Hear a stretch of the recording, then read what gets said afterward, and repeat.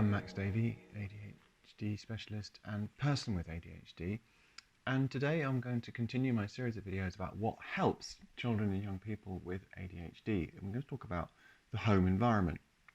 Now, as a parent myself, I know that whenever my children's behaviour is discussed by other people, a feeling of blame and guilt is inevitable, and that can be very uncomfortable. It can make me feel a bit defensive. And I think when you're talking about ADHD, your child's behaviour, of course, is in the frame, and it can be very easy to feel blame and guilt. And I just really want to encourage you not to feel those things. You have not caused your child's ADHD. It is not your fault. And actually, what I want to focus on is not how the home environment has made things worse, but how it can make things better. Now, there are some basic things, of course. If your child's environment is such that they can't sleep, or they don't have access to exercise, or they, for whatever reason, the supply of food is difficult and unreliable, then of course we need to deal with that.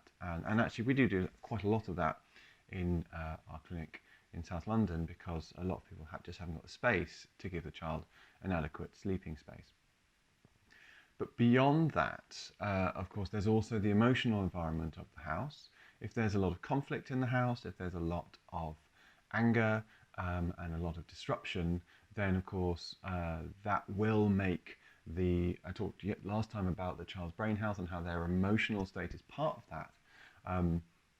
So that is something that genuinely does need attention. If the child's own emotional state isn't in the right place, then their ADHD is going to be very much worse. So that's the second thing. And I think the third point I just want to make is about parenting, because when your child is given a diagnosis of ADHD, almost always you'll be offered the option of joining a parenting group of some kind, and these would usually be over 8 to 12 weeks in a group setting, so you're with other parents. Some of them are increasingly going online, particularly in this period when I'm recording it during the coronavirus lockdown. And that can be a difficult thing to hear, that if the treatment for this condition is parenting, that so isn't parenting the reason why we have a problem.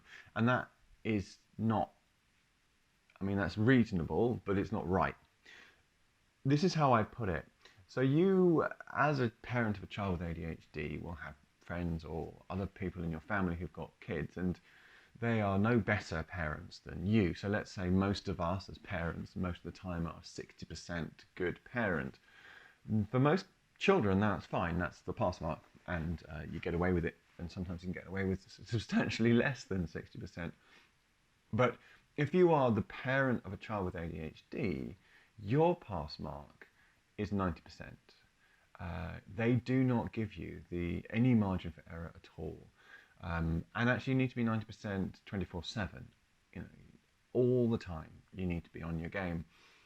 So the reason for, therefore, offering parenting groups for the parents of children with ADHD is to bring them from the perfectly standard 60% parent, which is completely fine for most children, to the 90% that they need to be at in order to cope with an ADHD child. So it's really, in a way, specialist training, and you wouldn't feel picked on or like it's a bad reflection on you if you were chosen for specialist training in your job. Well, it's exactly the same. You have a specialist child and you need specialist training. That's the way to think of it. I'm by no means got time in this video to outline the sort of principles of parenting for ADHD, but actually really it's the same as parenting any child. It's just that you have to get it absolutely right all the time. And all I can say to that is good luck.